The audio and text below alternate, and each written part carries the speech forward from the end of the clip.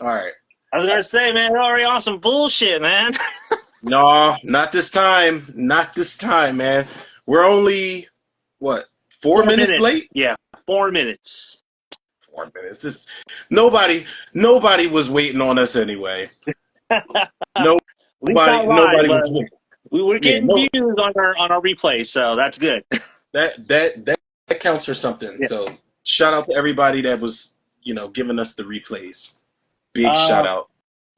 so did you see? So we're gonna start off the show a little crazy because my friend Callie Ramirez just sent me this TikTok, and it is called "Rappers and Athletes with Similar Careers."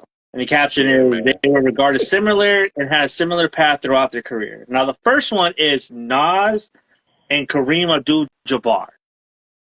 All right, let me bring this up on the laptop real quick because I just skimmed through it, but then when I was skimming through it, that's when I messaged you back. I was like, wait, they didn't mention Pusha T or Luda? I was like, the disrespect is real.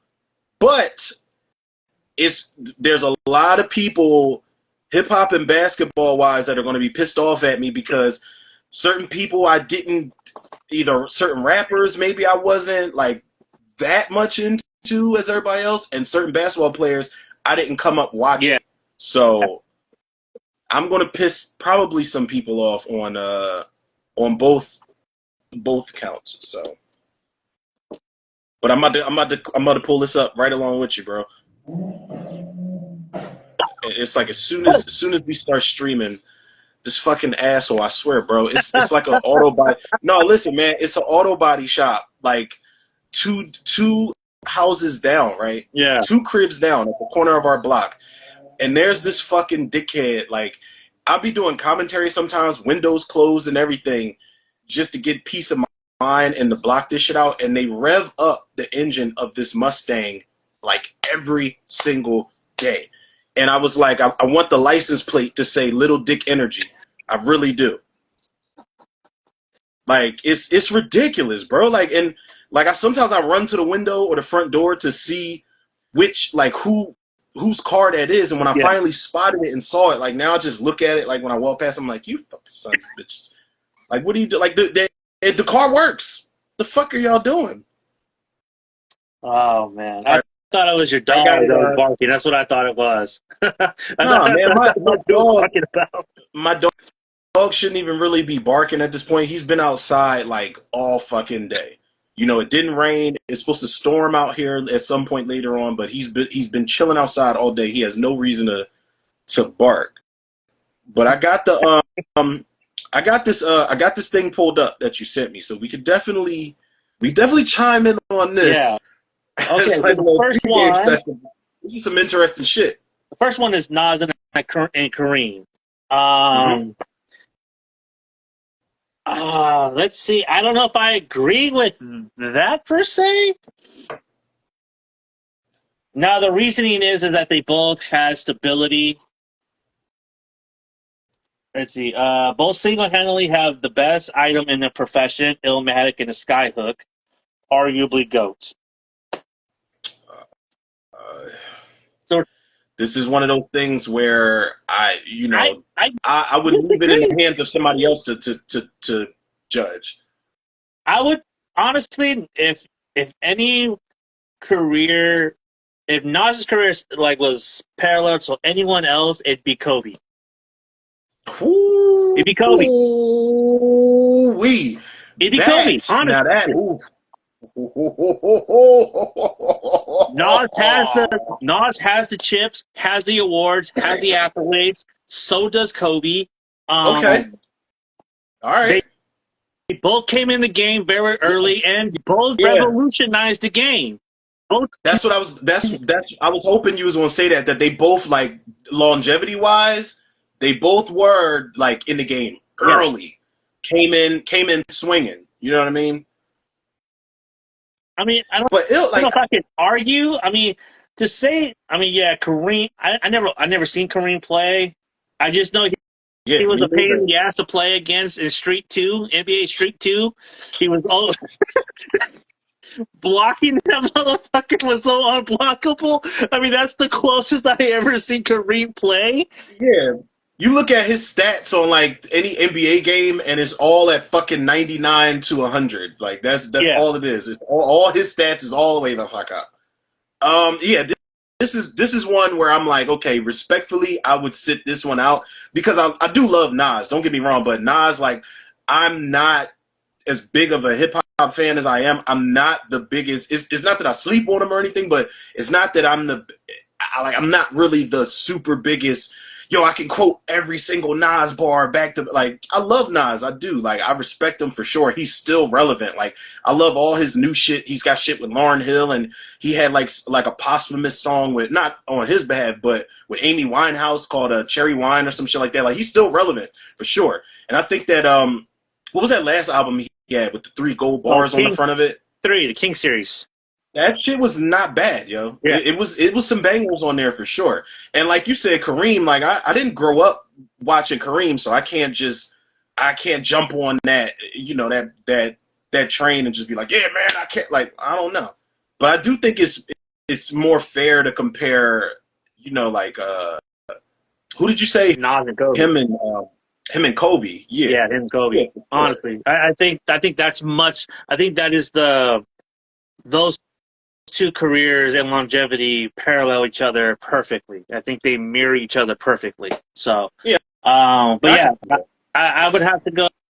I mean, Kareem, yeah, his argument, I could see that argument, but I just think that's just a surface level base. You know what I mean? What? Ooh.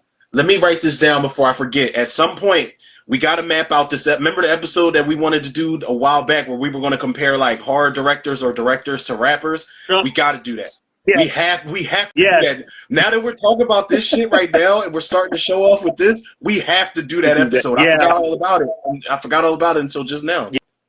Yes, I'm down. This next one is interesting though. J.Cole, Tim Duncan. Fundamentally sound, stay out of trouble, always consistent, and a winner. I can't argue against that. I watched Tim Duncan play, and you know that dynasty they had in San Antonio with Manu and Manu Ginobili, Tony Parker. Yeah, man. I mean, my thing with this, like, I can't argue too much against it, but I don't, like, when they say fundamental as far as Tim Duncan, I think Tim Duncan it's like, and there's no offense to Tim Duncan, you know, it's going to be that one fucking person that's like, well, what do you mean? They're going to chop they're going to chop this clip up and make it seem like I was coming at Tim Duncan's neck. But no, Tim Duncan, like, is fundamentals with basketball the same way that I watch women's basketball and I see fundamentals. It's not a lot of fancy schmancy with Tim Duncan. He's not doing a bunch of magic tricks. Whatever worked for him and got him championships. With J.Cole, I don't think it's anything fundamental really about him. I think he's way beyond that. I think J.Cole is like lyrically, J.Cole is almost, for me, he's almost too relatable. Like, I don't know if that makes any sense, but J. Cole goes above and beyond. Like, J. Cole is, and I always say this, he's the only rapper that if you feature J.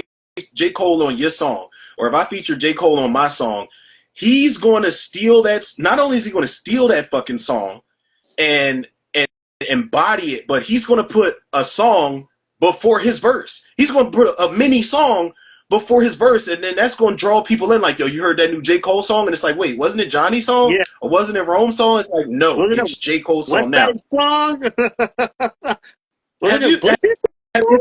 Yeah, exactly.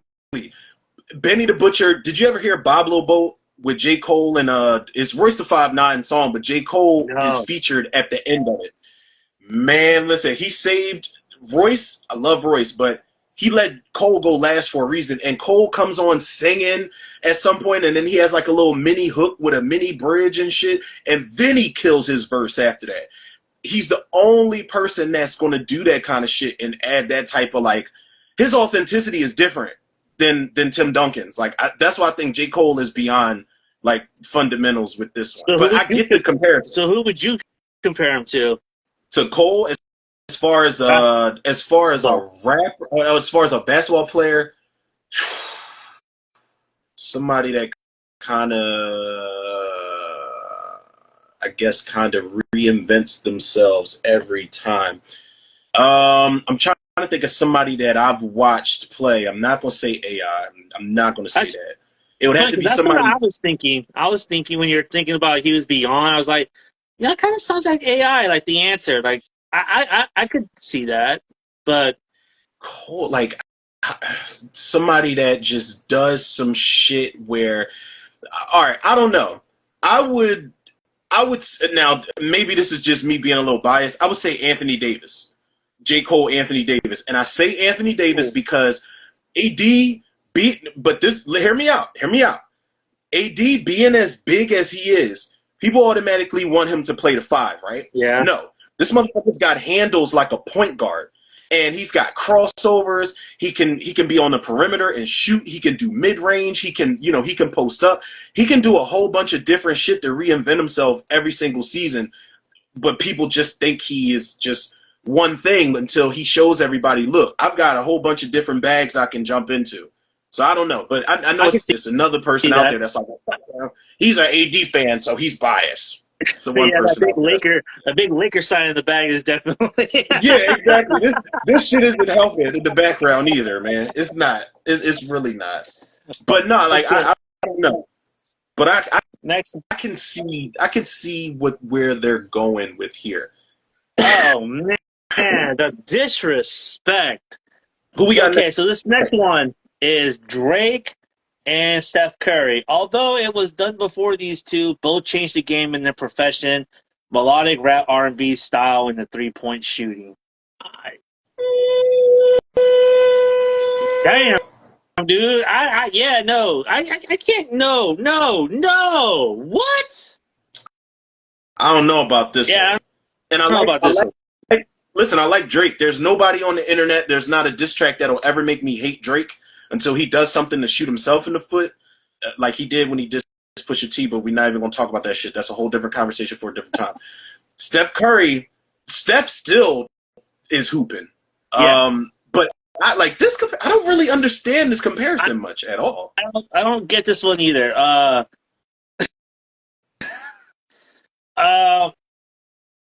They saying it. Honestly, they only saying it because they both light skinned. That's the only reason they saying it is because they both light skinned. That's the like. Let's just call it spade. It's like you read my mind. Yeah, man. No, fuck that. Let's just call a spade for whoever created it. You're saying it because they're the most popular light skinned people in their respective fields right now. That's why they say it. Holy shit! Oh my god. I was gonna say Dylan Brooks, dude, but because of the fake gangster and all that shit. Don't listen. Drake has done some suspect shit. We cannot disrespect Drake like that by putting him in the same category as Dylan Brooks. Dylan Brooks just got dog walked. Their series is over, right? Yeah, it just ended Sunday. Fuck him. Let that motherfucker play overseas in China somewhere. He's trash. Garbage. But I don't know, man. Like, you know what? No, I'll say this. Drake, and if we're going to talk about like persona, you think you something you not, and you kind of got to get humbled a little bit. Drake and John Morant. Y'all not tough, man. Y'all not tough. John Wick. Like, y'all are not gangsters. Stay in your respective lane and get this money and be amazing at what you do. But the second they step out of their zone, I was about to call him Ja Rule. Ja Morant. The moment he steps out of his lane and is throwing grenades and thinking of his celebrations, he gets fined by the NBA. The moment Drake steps out of his lane and thinks he's a battle rapper, he gets sunned by, said rapper who's better at battling than he is. So that's who I would put Drake in the category. Is John Morant. Drake, Steph Curry is crazy to me. That comparison is actually kind of crazy. Nah, man. Nah, I can't. I don't accept this one. John Morant, maybe. Dylan Brooks, maybe. But Steph Curry, man, that's disrespectful to Steph Curry, man. Yeah. Oh. Steph, who's next? Okay. So the next one is Kendrick Lamar and Isiah Thomas. Isiah Thomas? Yeah. Both are the most threatening in their profession. Reminder, Kendrick's controlled verse in current 2024 run. Isiah is the only player to beat Jordan, Magic, and Bird in the playoffs. Did he really? Yeah. Now, this is another case Bad where boys. I did not grow up watching Isiah Thomas. Like, it was always like his interviews after the fact and maybe some highlights, but I've never like sat down one day, let me watch these Isiah Thomas highlights. Like, I've never really done that. So this is another one where I'm like, all right, I got to stay in my lane. But I did not know as much basketball as I watch. I didn't know he beat Jordan, Magic, and Bird. Yeah. So they were running through motherfuckers. He beat back Jordan then. in his he beat Jordan back to back years. Shit. Yeah. That was before they got the that was before Jordan got Pippen. Okay. All right. That's before he had help. And everybody see this is the shit I be talking about where everybody likes to shit on LeBron, but Jordan had to go get help his damn self. Like, every player has done it. They had to go, oh, we need somebody, man, to win this championship or to make this playoff run, this deep playoff run. Like, everybody's done it. Yeah. Nobody doesn't talk about that shit. But him and, like, I don't know, like, do you think this is fair? Like, him and Kendrick? Kind of, but not really.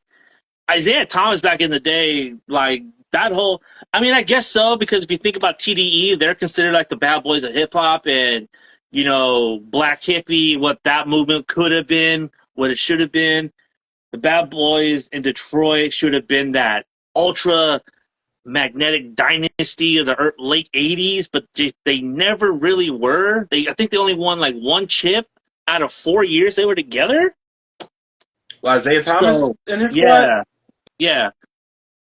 They didn't even wait. So they didn't win again until they had what? Chauncey Billups and Ben Wallace and Sheed, Rip Hamilton, Tayshaun Prince. I think they won that. They didn't win until they had that squad at some point.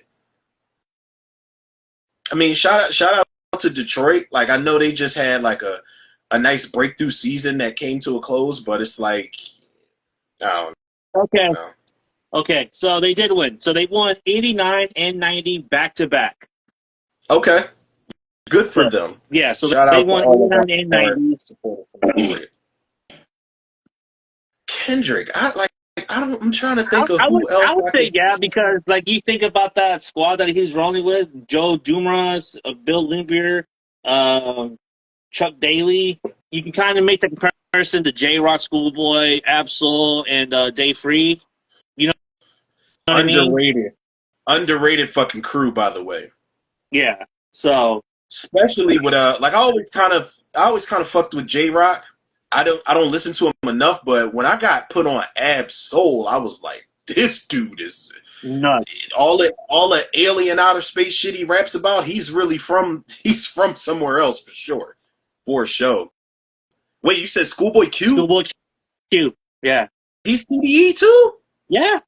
God damn, what's that album? What is it? Blue Lips or something? Schoolboy Q's album. Have you heard that shit? No. The last one I heard was it's a Schoolboy Q album with somebody's mouth on the front of it, and they've got like blue lipstick or something like that on. Yeah, my man Dre, man, shout out to my man Dre. We were riding in the car one day going to our unc's crib, and he put that shit on blast, and I didn't even remember where we were at. Like, that album is such a vibe for sure. Love that fucking album. Oxymoron, I think it was the last one that I listened to, and I was back in 2014. The last album? Yeah, the last album I listened to. Yeah, that Blue Lips album, man. It's like, normally I would criticize a rapper for just talking over a beat, but when you listen to the shit that he's saying and you listen to how melodic the beat is in the background, it's passable. Like, it's a really good fucking album. He doesn't do that on every song, but there's one song where he's just kind of like floating on the shit, just talking over a beat. It's a fire album, bro. I'm gonna have to It's listen to pretty that one. good, man. It's interesting shit for sure. Yeah, I would All right, say that. who we got next? I would say this is a fair comparison. Okay, this one I'm not so sure about. All 50 right, Cent and Charles Barkley. stop it. Both are not role models. Every rapper player felt their wrath. Uh, okay, I feel that Isaiah Thomas here would be much more applicable to 50 Cent. Honestly, I think. Charles Barkley and 50 Cent was never in fucking Look Who's Talking Now. You remember Charles Barkley was in Look Who's Talking Now with the daughter when she was like daydreaming and she's like, I wish I Yeah, could be Charles Barkley. Yeah, 50 never. Well, wait, he might have did some kiddie shit before. I don't know, but it says both are not role models, and every rapper player has felt their wrath. I don't think every rapper has felt 50's wrath. Like, now, don't get me wrong, 50 is different type of monster. Like, 50's so good that Jay-Z gave motherfuckers a warning. They was like, listen, he told Rockefeller and all of them, put out all the music y'all can because the kid 50 Cent is coming. He's on his way. You know what I'm saying? And he's about to shut shit down. But I think the only people that have really felt that wrath for the most part, and no diss to Ja, but Ja Rule was the one who was like Benzino, most of. Rick Oh, Ross. yeah. Rick Ross felt that shit. Well, But he didn't Ross, felt that shit on wax, though. He felt that shit because, like, 50 was just trolling him. Gang? yeah, Ross is still going. Yeah. Game. I mean, is Charles Barkley the kind of player where it's like if you go like you either with me or against me, and if you're against me, then I'm a steamroll over you because that's how 50 is. Like I don't know much about Charles Barkley being like that. I know he fights a lot.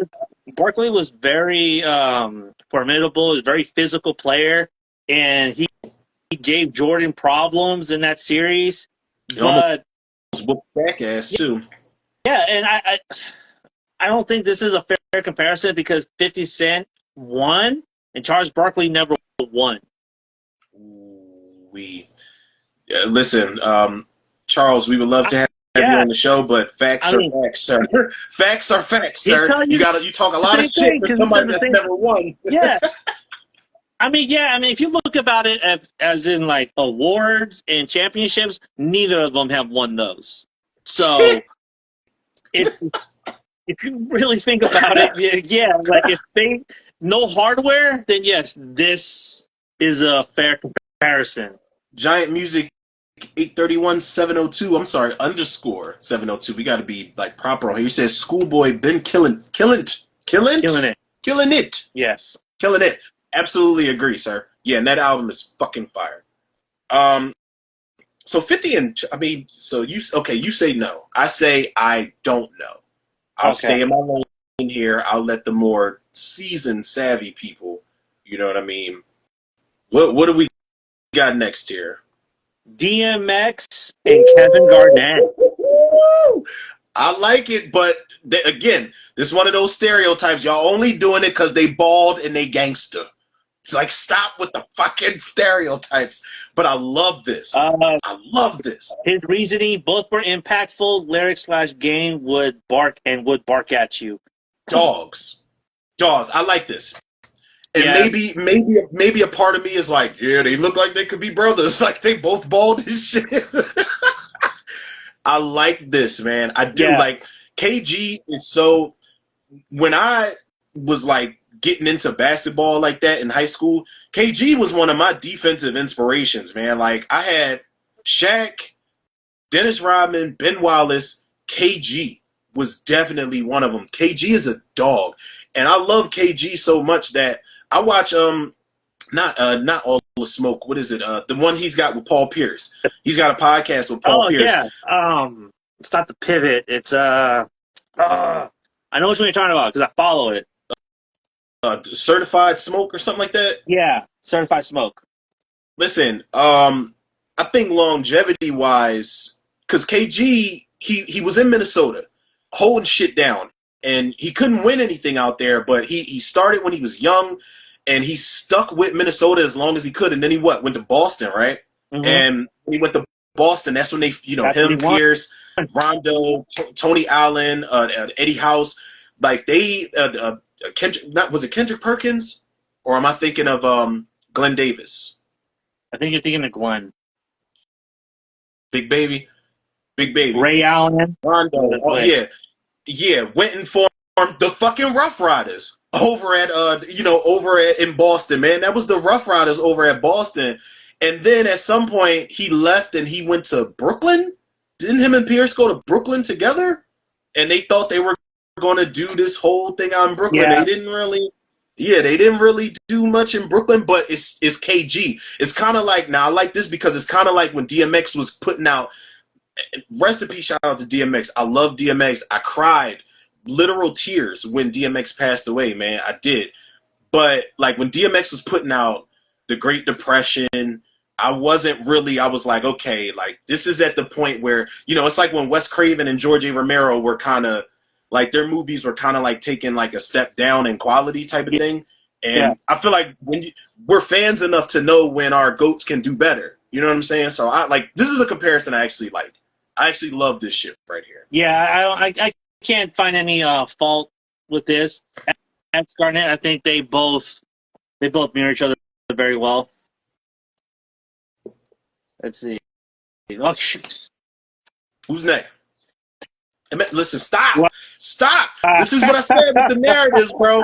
With the narratives, you could have had any white rapper and any white athlete, and they got Eminem and Larry Bird. Stop it. But I understand. I understand. A part of me, too. Like, so, a part of me understands, bro. For those of you that are not like watching visually, it's Eminem and Larry Bird. A part of me understands. I get it. Irritating. It's irritating, but I get it because they broke ground where it was like you look at them on the surface and it's like, you know, it's like watching White Men Can't Jump, and you know, lo and behold, Woody Harrelson could actually hoop. But it's like you look at them. We got visual, people. This is on RNZ Live. Not only do we give y'all video and audio, we give y'all visual as well. Wait, I don't know if that made any sense. For those of you that are just joining in, I was sent a TikTok video with rappers and athletes that have similar careers, and we're going through each one of them one by one, and we come up to Eminem and Larry Bird. Obviously, we get why it's M and Larry Bird. You know, like Romero was saying. Continue. All right. So again, this is one of those things where I'm just like, y'all pick the one main white rapper and the one main white basketball player. However, I do understand because I feel like you look at somebody like Larry Bird, you don't think he could shoot the fucking lights out of any gym that he steps in, any arena that he steps in, and bust people's asses. And that's exactly what he did. You look at somebody like Eminem prior to hearing him rap, and they're like, it's kind of like what like Austin Reeves for the Lakers when he was doing a podcast interview where he was like, you know, I used to play ball and everybody was like, yo, I got the white boy. And he was like, yo, I'm about to put you through hell. It's going to be hell to guard me, yo. It's not going to be easy. That, you know, they are the guys that you pick up, like if you in a cipher or you on the court and you need a fifth, you pick them up. You know what I'm saying? Yo, I got him. Just because you look like, he don't look like what I'm used to, but whatever. You know, he don't look like what I'm used to as far as like the field, like rap and basketball, but they surprise you. They surprise the shit out of everybody. And they did kind of change the narrative, and it was like, you know, white men can jump, white men can shoot, and white men can rap. You know, and Eminem, what if they put Vanilla Ice? Vanilla Ice and fucking No, Vanilla Ice would be Steve Nash, bro. Mr. Assistance. Like, oh man. But no, like I think as far as you know, I see where they're going here. You know, I see where they're going here. Like wait, how many championships has Larry Bird won? Do we know? I think he's won 3. Did he now? He beat Magic for 1. Oh, he beat Magic for a championship? Yeah. That was Eminem's equivalent to Body and Jay-Z on the Renegade song. That's what. Okay, so now this makes even more sense to me. Even more sense. When he won against him, that was when Eminem featured on Renegade, and everybody was like, "Yeah, you heard that new M verse?" It was like, "Wait, wasn't Jay-Z on it?" No, you heard that new M verse. Won 3 as a player: 81, 84, and 86. Okay, so that's what Slim Shady LP, Marshall Mathers LP, and I'm pretty sure there was one album. Which one? The Eminem Show. The Eminem Show. Unless you're counting Devil's Night, because that was between. What song was on the Eminem Show? Without Me. Oh, now this looks like everybody. Oh, that was the Eminem Show? Yeah. Oh, wait, you know what? I'll see your Eminem Show and I will raise you Encore. People don't talk about Encore, man. No, you don't. I know you look like you don't like it. You look like you got crazy criticisms for Encore. I hate that album because the internet ruined that album. The internet ruined that album. There were 6 songs that were supposed to be on that on the album. We as Americans, I think Bump Heads, Smack You, which is that new Ja Rule disc that just dropped like a couple months back. And then, God damn. And another song too. Can't remember what it was, but yeah, we'll talk more about that. But yeah, Larry Bird can't argue that. All right, who we got next? We got this is an interesting one. Wait, Jay-Z and LeBron. Fuck out of here! No.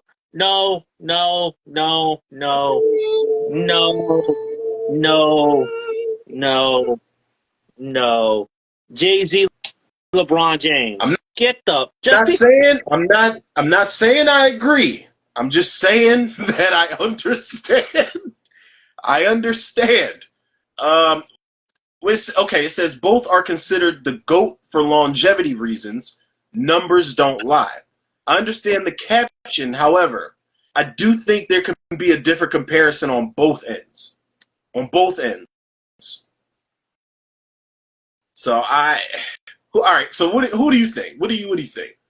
As far as like this comparison, I mean, again, I understand it. Numbers don't lie, but Jay-Z, LeBron. I mean, honestly, I hate to say this, dude, but he held you down for 6 summers. Who else held you down for 6? Who else held you down for 6 summers? He wore number 23 in Chicago. I'm trying to think. Oh yeah, I mean, yeah. All right, okay, that's fair enough. And I am I'm a Kobe over Jordan type of bull, but I get it. So I think that this should probably be Jay-Z and Jordan. LeBron, though, like Jay-Z, I'm trying to think. Jay-Z, I don't think has had any true dry spells for me. LeBron hasn't really had any dry spells, but there was a stint with the Lakers when he first got with us in 2019 where we were fucking garbage. I'm talking about, like, in December, he got injured. But when he got injured, we were, I think, the 3rd or 4th seed in the West. But then after that, it was a swan dive, bro. And we were terrible. And we had Lance Stevenson and Brandon Ingram and Rondo and Tyson Chandler, old ass. We had JaVale McGee. We had KCP and Kuzma. We had a squad, bro. But it was like when LeBron went down, all the dominoes just kind of started falling after that. And it wasn't great. You know, we had a season after our championship run. First of all, yeah, okay. Jordan, for sure. Because, listen, I love LeBron and I love my Lakers, but there was no excuse when we had LeBron, Anthony Davis, Russell Westbrook, Carmelo Anthony, DeAndre Jordan, Dwight Howard, Rajon Rondo, Malik Monk. We had, Trevor Ariza came back to win another one with us. That was one of the biggest super team fails I've ever seen. Hove never had that with Rockefeller. Never had it. He never had that. So I can kind of see how this should be like Hove and Jordan in a lot of ways. But I think this was like politics right here. But It do was you like think Hov said, about, politics as usual. you think about it, like Jordan had Pippen, Jay had Dame, Mm-hmm. and then when Jordan went to the Wizards and Jay left Dame, their careers went in opposite directions, Yeah. but they continue to grow though in their respective fields. So I don't like this. I think LeBron and Drake probably would have been a better comparison, to tell you the truth. And I'm not even saying that as like being sarcastically. I think to me that just makes more sense. Statistically, Also, Drake did forever for LeBron. So yeah. he did. Which Eminem was on. Look, Yeah. people, look at that full circle moment we just gave y'all on R&B Live. Look at that right there, man. We make it make sense. We do. But Okay. who we got next? Okay, next. Biggie and Shaq. One played with death, ready to die, life after death. The other played with his health. Wait, both could have been the GOAT. Ooh. First of That's pretty all, deep. That's deep. That's deep. First of all, stop it right there. Who made this? Is this who made it? g.aware.nerd.music? Yes. Okay, let me tell you something, sir. No disrespect to you. I love this list, by the way. And no disrespect to you. Maybe we'll have you on the show one day. I'm not trying to be smart. I'm not trying to be an asshole. But stop this shit right now. First of all, this is another stereotype because you're only doing it. Oh, these the biggest guys in the game. Okay, yeah, I get it. That's cute and everything. But stop. Shaq is the most dominant big man the game has ever seen. Biggie didn't have a long enough run for him to even be put in the same category with Shaquille O'Neal.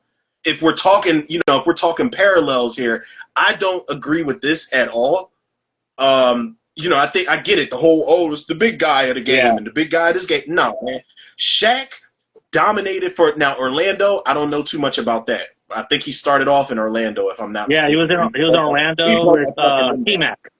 The Lakers, when I first got into basketball as a kid, Shaq was playing for the Lakers with Kobe. Then Shaq was so fucking good, and I was so inspired by him. I followed him when he went to Miami after that with Dwayne Wade. Yeah. Now, Shaq got, 3 rings with the Lakers? 3 of them things? 3? No, he got 4. I think he got 4. He got some jewelry with the Lakers, man. Multiple jewelries with the Lakers, and then went over to Miami, and I'm sure he got one with Dwayne Wade. Yeah, he got one. Regardless of how much of a journeyman Shaq was, he played for Phoenix, he played for Boston, he played for Cleveland. Shaq has the accolades, man. Biggie, you're talking multiple rings and a stretch over time of a career to Biggie's 2 albums and 1 posthumous album. And I'm not even being disrespectful, but it goes to that whole thing where people are like, yeah, Biggie's one of the GOATs. And yeah, he is, but I understand the people on the other side of the fence when they're like, was Biggie around long enough to be considered one of the greatest? He didn't have a lot of time out here. But compare him to Shaq, I don't see that. I don't. Put Shaq and Heavy D up there, some shit like that. Yeah. You know what I'm saying? Like one of the old school, if we're talking heavy guys and we're stereotyping, because that's what this motherfucker's doing on the low. But I love it, though. I love it, man. This is good. This is a good, pregame warm-up for our topic, bro. But, what do you think of this shit, though? I honestly think it's either between Chris Webber or Reggie Miller. Both could have been great superstars, or even Derrick Rose. Both could have been great, but injuries, attitude just fucked them up in the long run. Man, my man said Chris Webber. I forgot. Shout out to Chris Webber, man, because he bagged Tyra Banks. Now, I know a lot of people talk shit about Tyra Banks. I think that's a win. Yeah, for me personally. Better than Naomi Campbell. I had that Playboy issue with Naomi, so it's all good. So you said Chris Webber or who? And Reggie who else? Miller or Derrick Rose. Did you think about it? Yeah. All 3 of those players came so close to greatness, but with Derrick Rose injuries, just Yeah, kept him out. man. Reggie Miller got so close, and then after the brawl happened, that team just fell out. Chris Webber went toe to toe with Kobe and Shaq in that fucking awesome series, but never got back to form after that series. So to me, it would have to be them because those are the greatest what ifs. You know what I mean?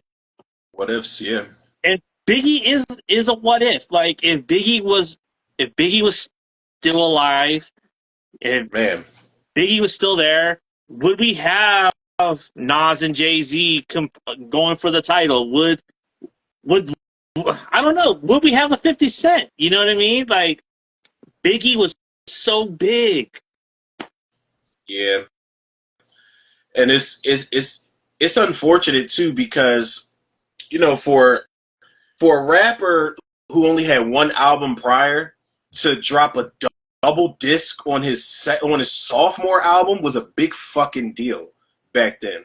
And I remember that shit was two cassette tapes. Was it two cassette tapes? I know it was two CDs. Sure. Because it's four but sides. I want to say it was like, yeah, man. I was like, this is huge. This is a big deal. But yeah, Biggie is definitely one of the what ifs. I was just saying this the other day. I said I think Biggie would have been managing a lot of artists too, in his old age, like this day I and think so age. too. Yeah, I think he would have been. I think he would have been managing some artists. I don't think a lot of rappers would be out nowadays if Biggie was still around. I truly don't. But we could sing our shoulda, coulda, wouldas all day, all night. Yeah, but I do think like maybe Reggie Miller. Honestly, I would go Reggie. What ifs? I like that. Said the biggest what ifs. I know people want to go like, well, Biggie had his moment. Yes, but he never got to see what Life After Death became after his death. And Life After Death was the highest selling record after his death.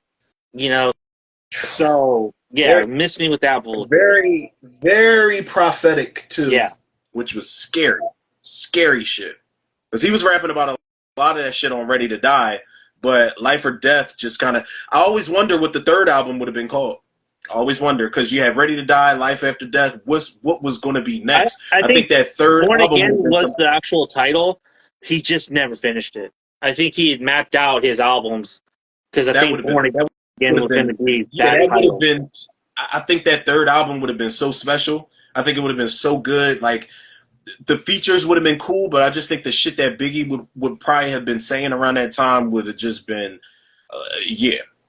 I don't know. Maybe we wouldn't even have Rick Ross if Biggie was still around because, a lot of people compare. They say as far as like big guys that rap and really talk that fly shit and ride the beat and things like that, things of that nature.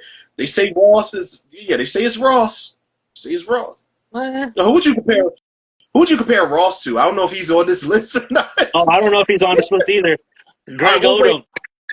We'll wait.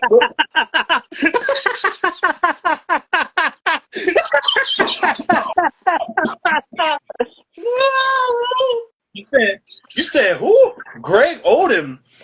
Nah. Ross, you got to put some spec on Ross' name. Like Greg Odom came in his first year of the NBA and got injured, and you never saw him again after that. Never saw him again.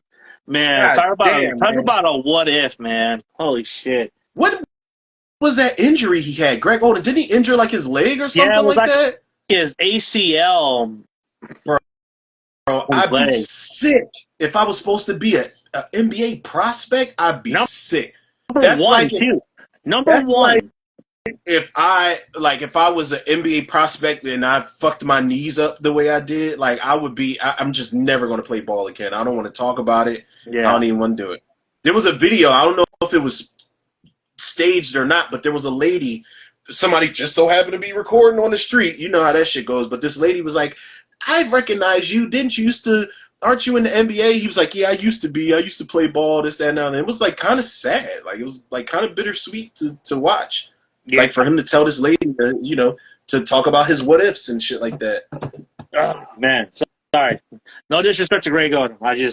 That was just a name that popped up, but We're my never bad. getting Greg Oden on the Greg show. going to be catching strays on the show. We're, Holy shit, we're my bad. never getting Greg Oden on the show. Seriously. Who Okay, we got next? this one, Lil Wayne and No, Kobe Bryant no, both dominated the mid 2000s with their impeccable run. no. I don't Oh, see it. I don't see it. kid. You know why I don't see it? Because I love Kobe. That's another person that I cried when I found out they died. I'll never forget. I was at my uncle's and I was indulging. I was super fucked up. And I saw it. I was scrolling in my phone and I saw it and I was like, no. I said, that's fake. Let me just keep going. So I went back to it and then it started popping up everywhere. Cried my fucking eyes out. Did a whole tribute for him and all that shit. But as much as I love Kobe, Kobe's my favorite NBA player of all time. As much as I love that guy, there were Lakers seasons where we weren't shit. And I don't think Lil Wayne had that in the mid-2000s. I think in the mid-2000s, Lil Wayne was he could not miss. Mixtapes, albums, singles, features. You had seasons where Kobe couldn't even get to the fucking playoffs with a young core that was actually decent. So this one I don't. This one I do not. I don't agree with this one. I'd probably compare this to like Lil Wayne and Chris Paul. That run he had in OKC with Westbrook. Chris Paul was in OKC before he went to the Clippers. I thought you was talking about when he was in with the Clippers. Oh, he was on the Clippers. God damn, that's another journeyman for you, yo. That's another journeyman. Chris Paul, I thought you was talking about when he was on like the Hornets or something like that. Oh no, or it could be Dwayne Wade. Actually, this could be Dwayne Wade. Hold on, man, because Kobe, the Lakers. Wait, because we got our shit. Hold on, let me hold on. Let me get the shit.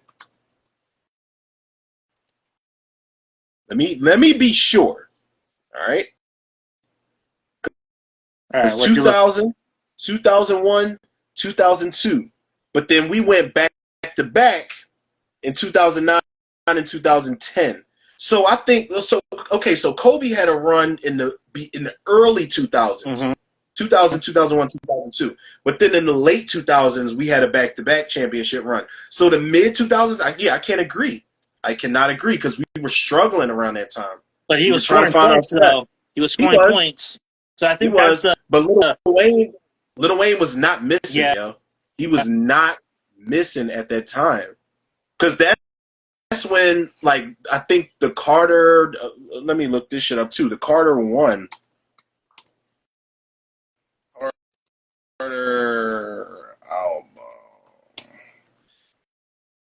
The Carter was out in 2004.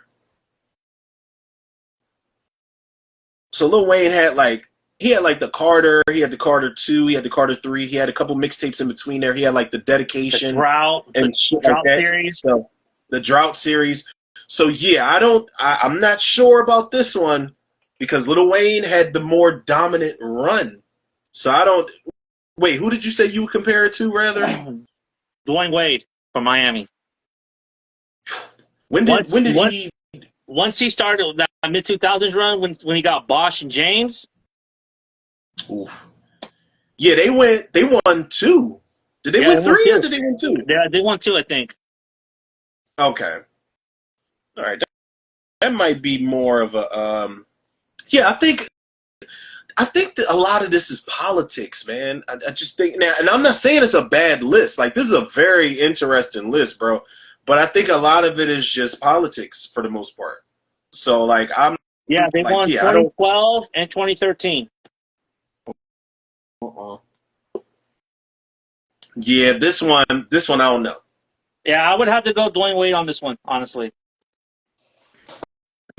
Yeah, Lil Wayne and Dwayne Wade, I could see it. But this, yeah, Lil Wayne and Kobe, nah, I don't think so. I think they put this up just because Lil Wayne's a big Lakers fan. So I don't, politics as usual. Oh my God, why? Just saying. Wait till you see this next one. Yeah, that's what that's why I'm like, why? Cut it the fuck out. Kyrie Irving never fucked his cousin. Allegedly. Never fucked his cousin. Allegedly. Allegedly, that we know of. That we know of. You Again, gotta throw that in there. again, bro, this is politics. Like, oh, they're amazing at their craft, but off the court, they're just controversial. It's like, nah, man, like these two hand in hand, I don't see it. I don't see it. Said both are arguably the most skilled in their profession, both out and off the court. Controversy hurt their legacy. I don't think they're the most skilled in their profession, for one, because, all right, Kanye can make beats and he can rap. I'll never take that away from him.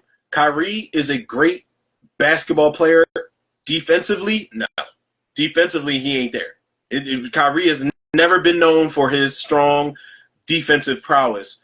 I think this is only the thing because Kyrie Irving, when he's off the court, he talks about how he supports this and how he doesn't support that, and to each their own, man. Like you believe in what you believe in. I don't really get like too involved in that kind of shit, but Kyrie Irving is not.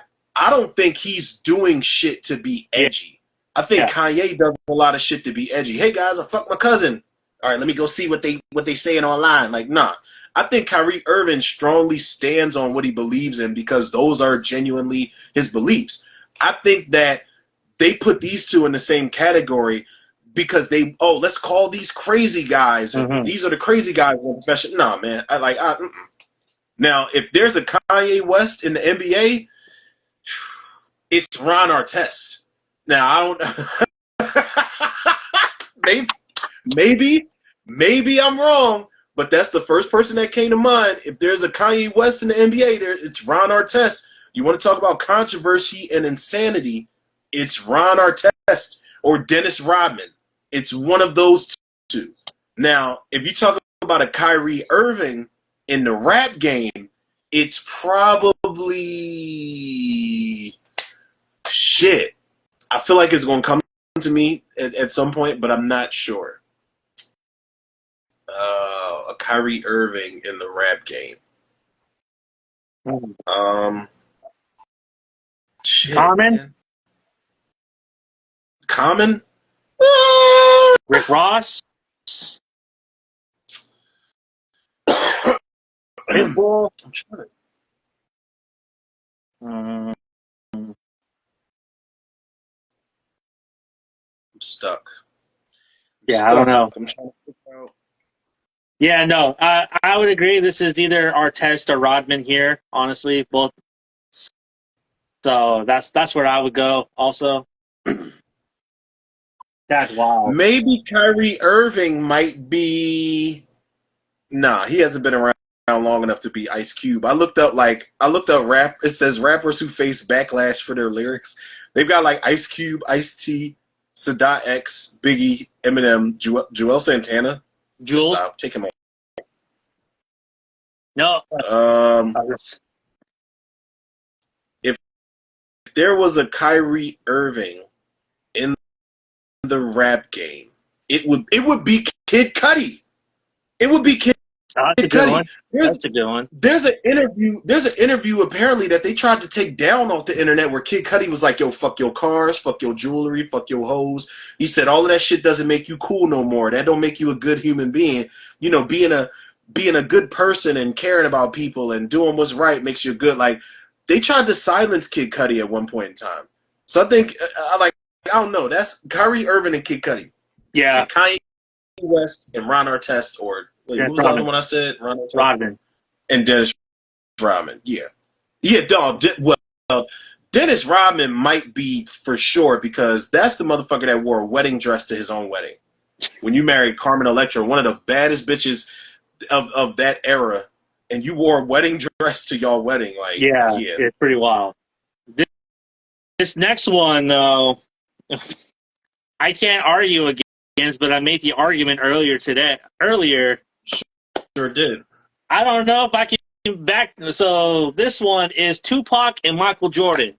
Now, mind you, I have not seen this whole list yet. This is all blind, so we're both reacting to this. Okay, good. Blindly. Yeah, okay. Tupac and Micheal Jordan. Oh, I got nothing.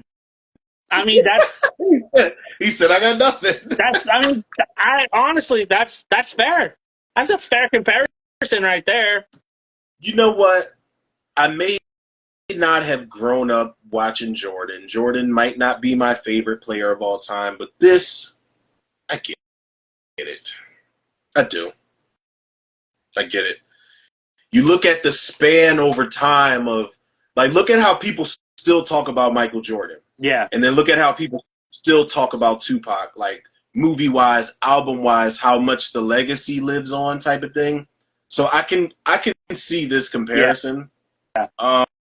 And shit, man, like I can't.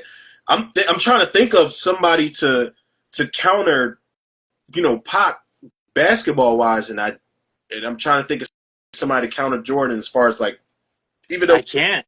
we did mention some shit, but this is a good one. This is a good one. Yeah, this is a good one. Like I see no fault with this one. Yeah. So we'll give you that. g.aware.nerd.music. Oh my god. On TikTok. Well, you went to the next one already? The next one is LL Cool J. All right, hold on. Let me prepare myself. Let me prepare myself for it.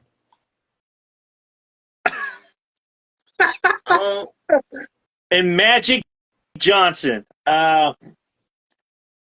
Both their Johnsons did put in a lot of work, and only one of them caught something.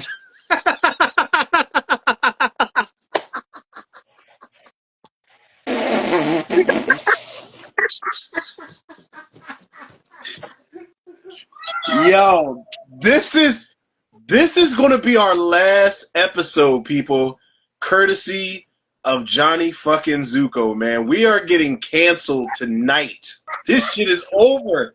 This shit's so wild. This motherfucker ran off screen, yo. This is listen, we're never getting Magic Johnson on the show. We're never getting LL Cool J on the show. We're done. This shit is over after tonight. Yo, you did the black people laugh just now, bro. You did. Listen, there's a reason you get an invitation to the cookout, man. You ran off laughing. Like, that's some shit. Yo, that all right. Yeah, I don't have nothing to do with what he just said, yo. At all. I ain't got shit to do with that. Yeah, I don't know about this one. This one, I feel this one's there. Like, this is a fair comparison. It could be. If you do talk about longevity and, like, accolades and shit like that, you could compare these two. And both were part of big dynasties, like, early on. Cool J in that 80s Def Jam dynasty. Magic with that Showtime dynasty. So Def Jam's first artist, right? Or technically, yeah, he was like their first something. Yeah. But you look at, like, listen, man, I was on the Ave walking to the store earlier, and I listened to Saturday Night Special. That's in my, like, workout playlist and shit.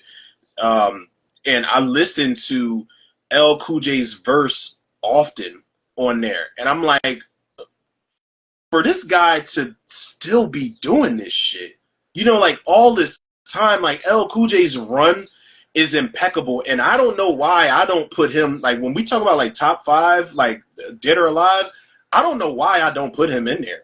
You know, we could talk about, the lyrics, and, you know, everybody's so accustomed to punchlines and shit like that, like how we listen to music nowadays, but, like, old school bars, he's up there, man. Like, he's really up there. And Magic, too. I did not watch Magic growing up. Obviously, it was before my time, but because I'm a Lakers fan, I do watch some Magic highlights. And that motherfucker, there's a reason that they were comparing LeBron in his 2019-2020 championship run to Magic, just because of his passing, because of his maneuvers, because of how he was scoring, because of his defense. They were comparing him to Magic Johnson in that Lakers run for a reason.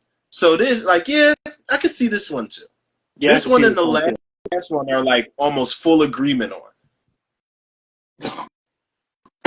What? You gotta What love that. the Wait, fuck? what's the next one? You went to the next one already? Hold on. No, no, no, Okay, no. so I this don't. next one is Nelly and Dirk Nowizki. When it comes to legend, these two are very underrated. How many rappers you know sold more than Nelly? True. How many NBA players you know scored more than Dirk? I don't know. All that to say, these two had one of the greatest runs in their era while outlasting your favorite rapper player. Let's not understate that run, that 2000 and what 2014 run that Dirk had, OKC, LA, and Miami. All right, man. We don't have to keep bringing up when they swept the Lakers, man. Like, listen, I'm a one of Lakers my fan. Come one of on, you don't think that hurts me? bro, one of my closest friends, man, is a Mavericks fan, and he to this day will bring that shit up out of nowhere. Yeah, man, the Mavericks had the best championship run ever, and I'll be like, what? And he's like, we swept y'all, and we played them, and and it's like, all right, well, whatever. But now I get to talk shit to him because we got Luka Doncic, Yeah, so it's all a full circle and moment, we so it worked out. saw how that But worked out for us this season. Fucking JJ. Like, what the fuck were you thinking? yo, I'm gonna play all five of y'all for all four quarters and overtime. Like, fuck it. I'm not subbing nobody out. Yeah, we got to make some moves, bro. We got to make some fucking moves. And I Yeah, feel like Austin Reeves is the only one who should not be on the chopping block. I feel like everybody, if AD could go, all you motherfuckers need to be scared of a trade right now. yeah. For sure. Because everybody got too comfortable. We got too fucking comfortable and we got our ass bust by Minnesota. I'm tired of it. Sick of it. Sick of the Evil, nonsense. man. Uh, yeah, But don't know, man. this one I don't agree with, and I love Nelly too. I love Nelly, man. Like I had Country Grammar on cassette. I actually stole it from my big sister, but I don't understand this one much Well, at all. Nelly was on the barber shop with LeBron, and he was telling them that his era of hip hop was the hardest to survive because he had to Oh, go yo, I against remember that. Nelly, he had to go against 50, DMX, MSJ, Wayne. Luda. Yeah, yo, I remember that. I remember Yeah, that, and that was actually I remember when I saw that, and I said, he's actually got a good damn point right there because when the award ceremonies were coming up, these are the people you were stacked up against, that fucking heavyweights and the newcomers who were making names for themselves. and he won So yeah, I mean, against those, against them. okay, well, yeah. When you put it like that, because I forgot all about that that clip from the shop. Like when you put it like that, I can understand. He had a hard, he had one of the hardest, runs in the in the business. So yeah, I get it when you put it like that. Okay, yeah, And not bad. so the Mavs were complete underdogs in every series that they were in. Um, they swept the Lakers. They beat OKC, a super OKC that should have been favorite and won everything that Is year. that when they had Harden, Durant, and Yeah, Westbrook? Serge Ibaka on that team at that point? Oh my God, yeah. OKC they had a better team back then than they got now. And it's and you know what? It's okay because I think the Mavs had J.J. Barea at that time because I remember when we were getting swept, we were getting blown the fuck out, and I remember J.J. Barea was going up for a layup, and Andrew Bynum elbowed that motherfucker like almost out of bounds. Like J.J. Barea was like 2 feet tall, and Andrew Bynum was like 8 feet tall, and he elbowed him out of bounds, and they ejected him from the game, and I was like, yeah, this shit's over, man. This shit is a wrap. I remember my homie calling me like, "Yo, man, you watching this game?" And I didn't answer my phone for the whole night. I did not. Yeah, I wasn't doing that. And my uncle worked for like a life insurance agency at some point. He was like, "Yo, man," he's like, "Yo, Rome," he's like, I hope we get paid, man. I hope your boys had life insurance the way they got their ass bust. I hope we get paid, baby. I hope we get paid." And it's like, fuck you, man. That was a bad experience. Terrible experience. yeah. So they went five. They went five against Portland in the first round. Swept the Lakers, which was crazy. They Crazy, go crazy, crazy. no, they go six against Portland. They won 6 games with Portland, but went Who was on, 5 with who was on OKC, Portland at man. the time? What's that? Gamer Harold, what's good, bruh? Gamer Harold says, Hundo percent want to tell my job I don't want to work on Tuesday for this live reason alone. No, don't listen. Don't miss no bread, man. Don't miss no bread. We ain't going nowhere, man. We ain't going nowhere, bro. And plus, it'll be up on what, Sunday? Yeah, we have on Sunday morning. Yeah, man. I was just watching. I'm trying to catch up on more Gamer Harold's videos. So I was watching his video on Facebook where they were doing these taste tests for these Pringles, and I think they gave it a 10 out of 10. And I was like, I liked the video before I even watched the rest of it because I was like, I know those Pringles are good just by looking at the front cover, and they're like 7 flavored or 7 stacked Pringles or something that they were trying, and I was like, I know they're fucking fire. I know they're good. Gamer Hell, we got to go out there and do these taste tests, man. They eat all types of snacks and shit. Like, they got the exclusive snacks where they live. Like, it's all types of exotic flavors from Pandora and Wakanda type of flavors and shit, man. Like, it's all horrifying. I said Pandora because I was looking up, Avatar 12 is coming out. Oh, yeah. But no, I'm waiting on Avatar 3, man. Like I am. Like they dropped like some little photos and shit. So I was like, yeah, definitely. I saw those too. Like, what was it? Neferi, all covered in the ash behind like the fire. Yeah. Oh, dude, that's gonna be badass, bro. Can't wait for December. I'm ready for it. But yeah, right, I can see the argument here. I don't disagree with it. So I get it. Okay, what else? Who got next? Yeah, I don't know. Okay, who's next? I don't know about this. Hold on. I had to reset because I left it on play, and it went to the next video. I'm looking at it now, and I'm just like, I don't see it. Chris Bosh. That should be Chris Bosh. No, Rip Hamilton. That's who that Hamilton? Is. Rip Detroit? Hamilton. Yup. Let's see. What's he say? Both of these guys started to hit their prime in the mid-2000s, but legal trouble and issues slowed their momentum down, but would overcome adversity to still be the kings of the South Beach. I can understand that argument,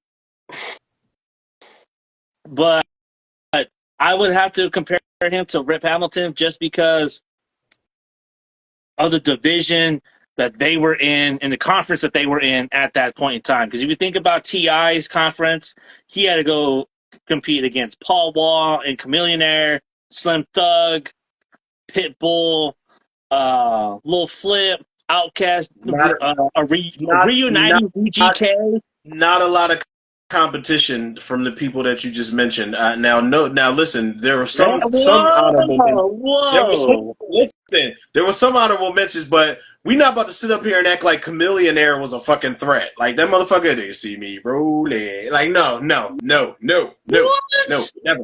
never. Trash. Who else did you say? You said Chameleonaire, Paul Wall. We not about to sit up here and act like Slim Thug. Okay. Mike Jones was ass. I think the hottest one out of the bunch was Slim Thug. And he's even on some weird shit now, but then it's like, I don't know what to make of you. But who else did you say? UGK. Okay. Outkast. Pitbull. Okay. You got Rick Ross. No, actually, he came out after. Who was that at that time? Luda. Yeah, Luda. You had to compete against Luda.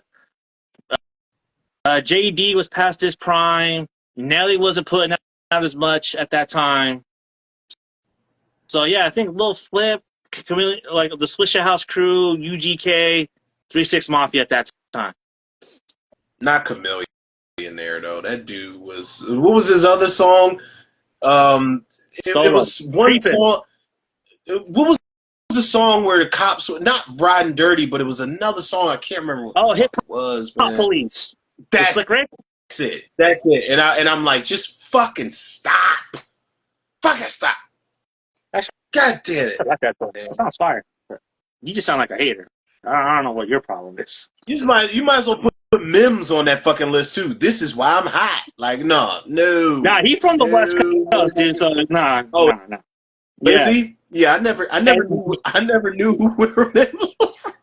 And that motherfucker got lucky that he got put on. They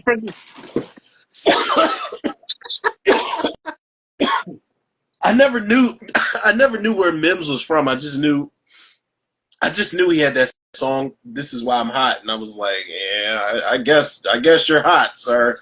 All right, let me stay away from you, man. Fuck out of here. Let me double check that just to make sure. Oh no, he's actually from New York. It's even worse. Yeah, that's pretty bad. You're from New York and you sound like you're from LA, dude. I don't care if we don't ever get Mims on the show. Fuck that song. That shit is ass. Did you ever hear the remix and the beat, to that? The beat was so stupid. That beat is so dumb. I hate that fucking beat. I hate that fucking song. My God. Listen, let me stop because I'm burning bridges here on RNZ Live. Let me relax. But this whole this T.I. and Dwayne Wade, I don't necessarily agree with this. I'm not sure who I would exchange them with. Trying to figure it out here.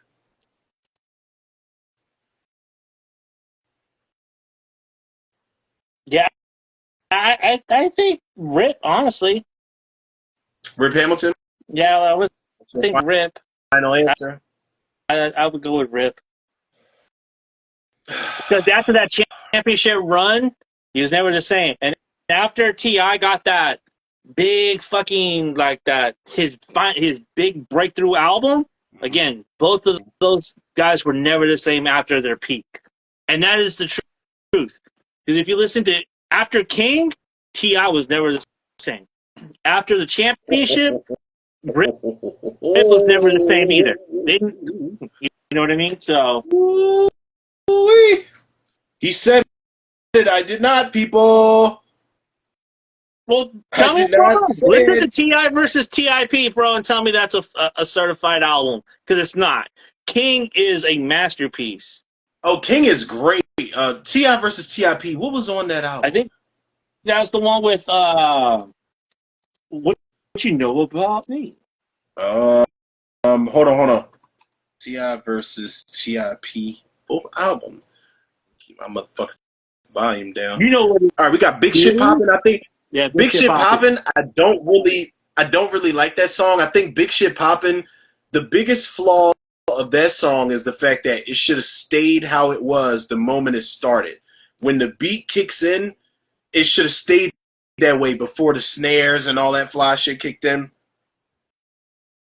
Hurt was on T.I. versus T.I. I like Hurt.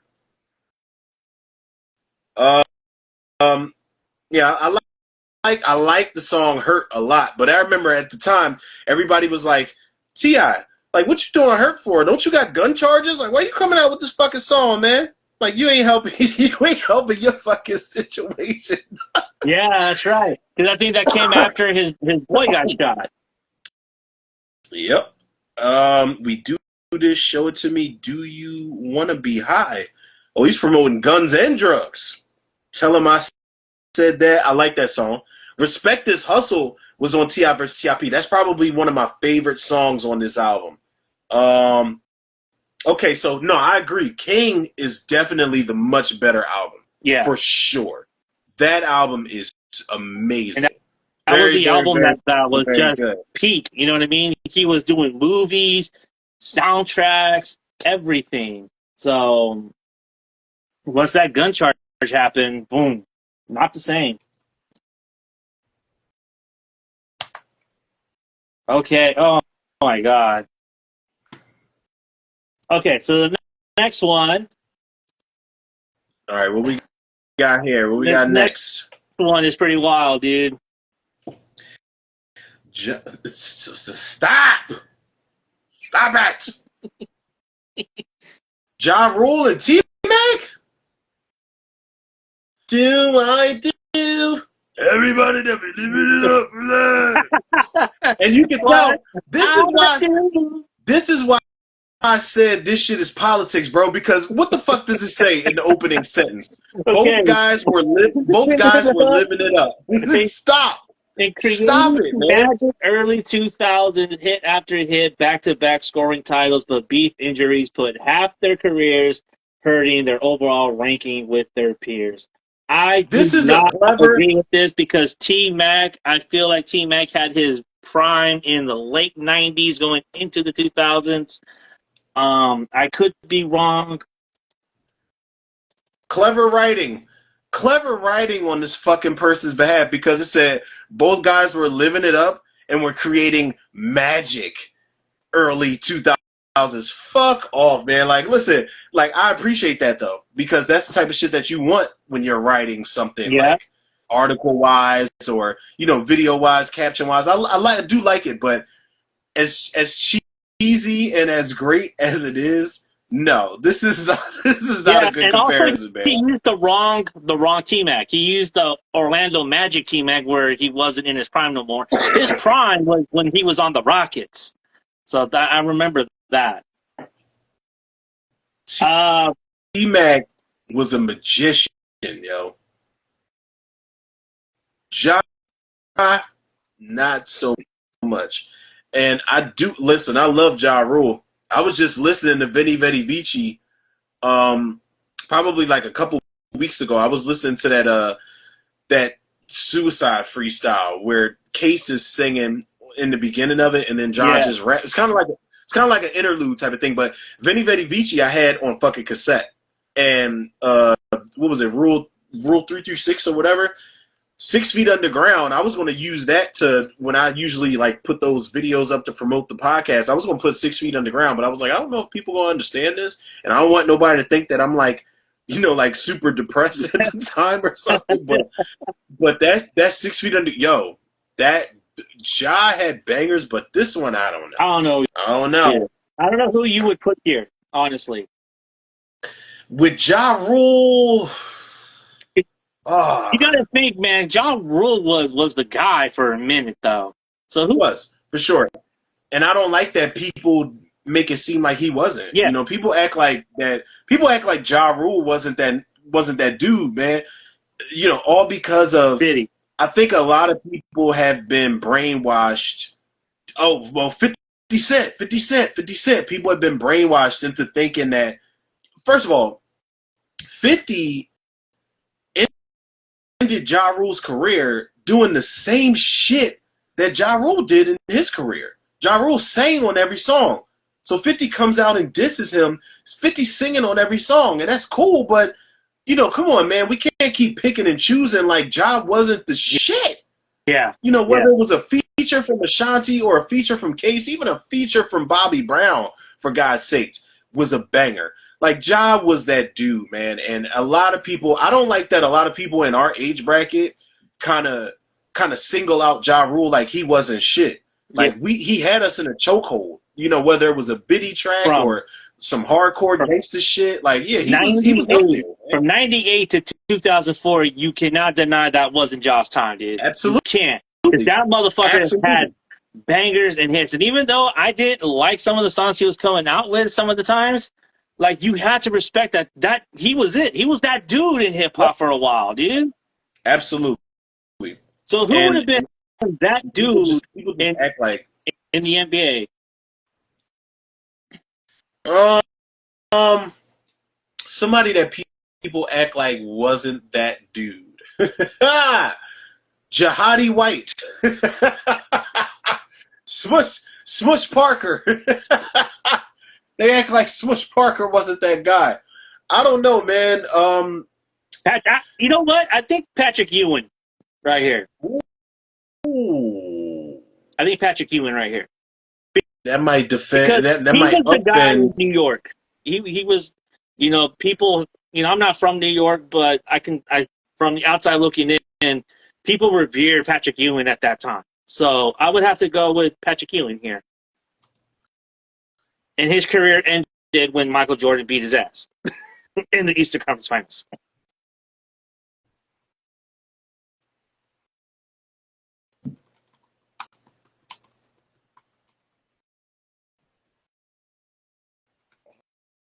Hold on now.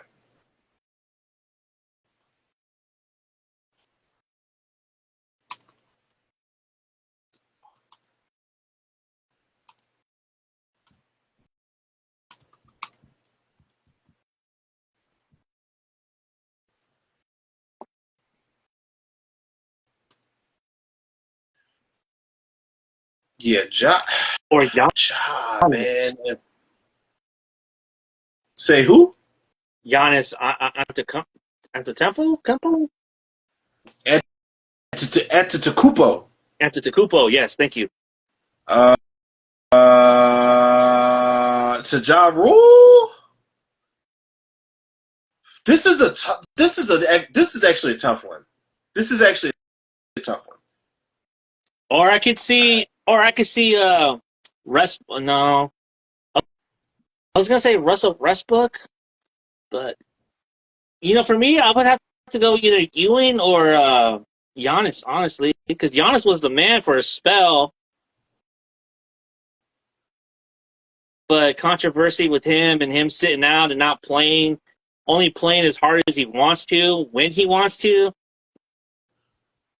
Kind of similar to Ja Rule, because he played with 50, and then he only went hard at 50 when he had to. But by then, it was already too late. I almost fucked around and said, yeah, Ja Rule and Ben Simmons, but fuck no. I'm sorry. Listen. I'm sorry. I even disrespected Ja Rule like that. Listen, people. I did not mean to. I did not mean to. We were just singing his praises. Yep. Yeah, my bad. That's my bad, people. That's my bad. Don't even just no. You said what that dude say on Jason Goes to Hell, where he was looking at Jason's body, the corner. He's like, "Oh, strike that last comment from the record." Yeah. It's like, strike that last comment. Yo, yeah, man, no, my bad, people. I'm sorry. It's my mistake. Okay, I fucked up. This next one is pretty wild, though, which I kind of agree. Hold on now. Hold on. Fab. Ooh. And Carmello, which I kind of agree because people do not give both these guys their respect. So this says Hall of Fame worthy bars and scoring. These two are brutal, but would make it look good with their special set of skills. They would have played the best performance for their last of their tape era. Soul tape, Knicks tape.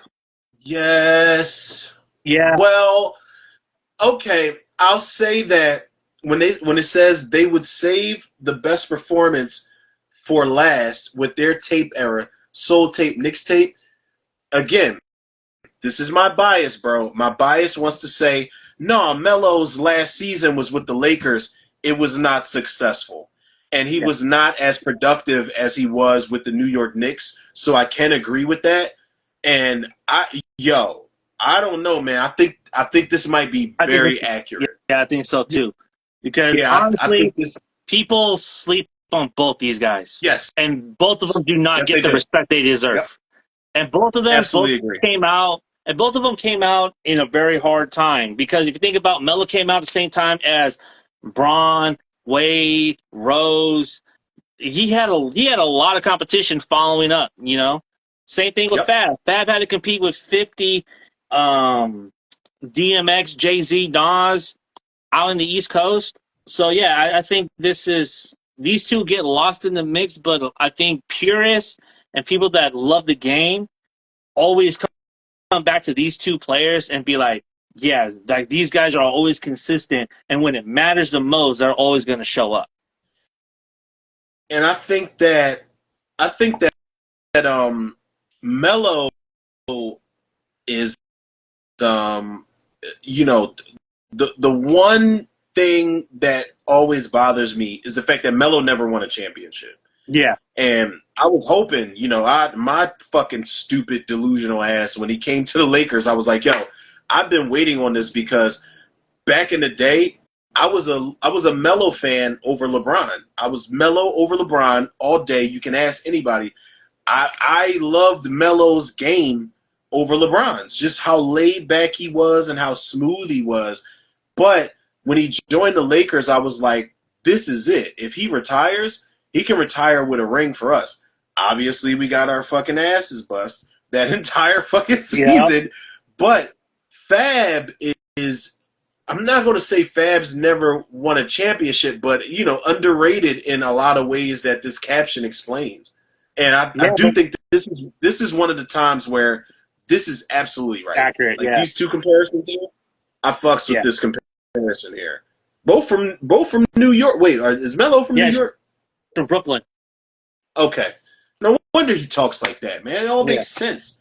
So he was born to be, because he started with Denver? Yes. He played for Melo's played. Man, Melo's played with. Come on, man. Do you remember when Melo and AI was on the same fucking Denver Nuggets team back in the day, bro? Like, that was insane to me. And it's almost like a fever dream that people don't even really remember. But, Fab was, if we talking about it, Fab was signed with Desert Storm.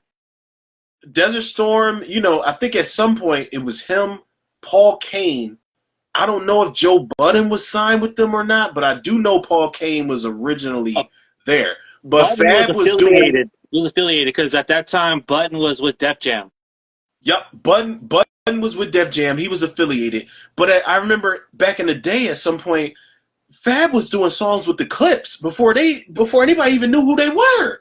He was doing Cross the Border remix with the Clips. Yeah. And he was doing Fab was doing all the time. Like, first of all, his first album, Street Dreams, is a classic. And I just literally, like, my cousin just mailed me like an Xbox controller so I can get to my old music. And I have like Real Talk, From Nothing to Something, Loso's Way. Like, I got a lot of fucking Fabolous albums saved. And he really doesn't miss, but I do think he is underrated in every sense of the word. Yeah. For sure. Ghetto Fabulous and Real Talk, man, masterpieces in my opinion. Which ones? Ghetto Fabulous and Real Talk. Real Talk is so good, man. Real Talk, that's the one with Baby and Can You Hear Me? And oh fuck. Tit for Tat is on there. Round and Round is on there. In My Hood. Yeah, that's In My Hood is on there. But Real Talk got me through like it wasn't a tough time, but I was like, this album, this is what I'm listening to for like the next couple weeks type of thing. Real Talk is an amazing album. Yeah. And this and is a on point comparison. Now the last one is. Are we on the last one? Yeah, the last one. All right, let's see who we got. We got. Hold on. Andre 3000 and.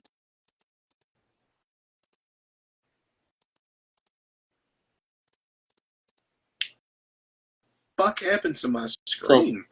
So, Andre 3000 and Chris Paul.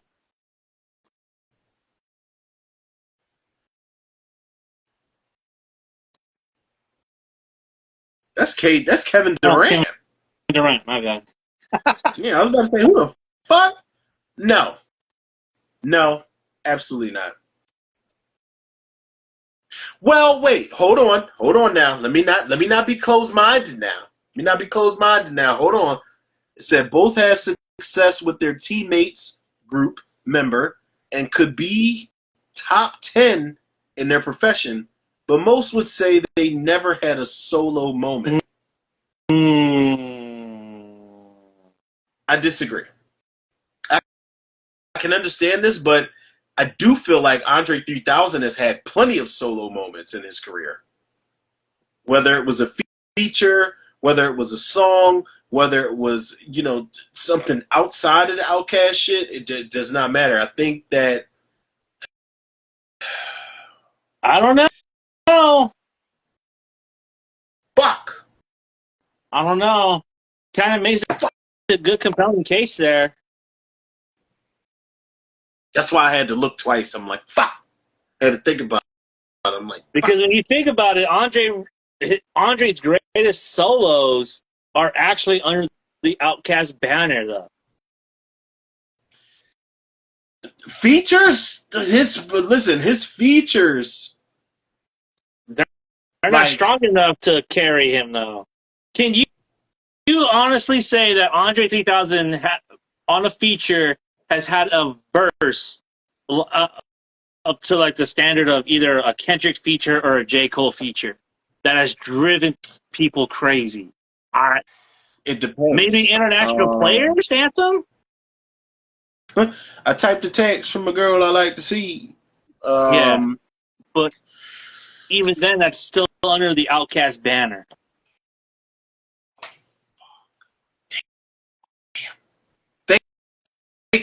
I'm thinking, goddammit. Give me a second.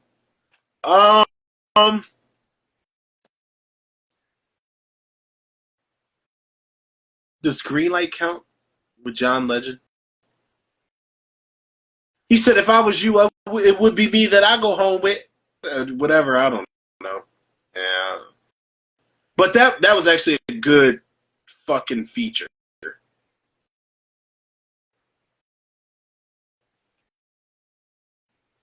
So who is his teammates in OKC? He had James Harden.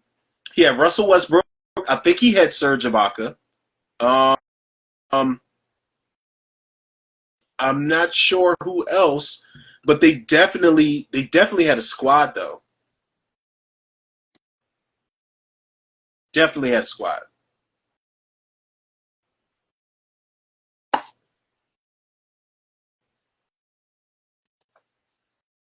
Let's see. I'm pulling it up right here. 2011, 2012 OKC Thunder season.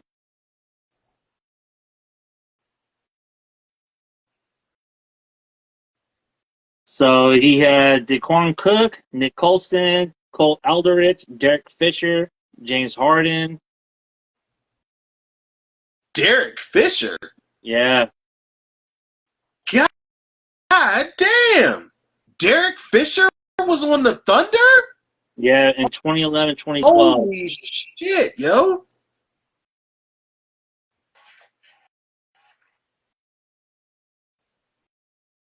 They lost to the Heat. Derek Fisher.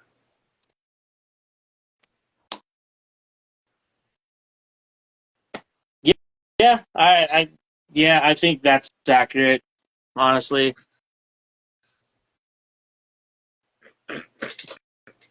I think it's accurate. She said, I think that's accurate. I mean, I think you. Jesus, man. He said, I think that's accurate. I think when you really look at it, dude, like, yeah. Oh, God. It's fucking insane. Kevin Durant and fucking Andre. Yo, I just don't know. I don't know. It's a very strange thing to put together, is what it is. For me, these two. Because Andre 3000, he's won the accolades, he's won the albums. The Outkast group is amazing. I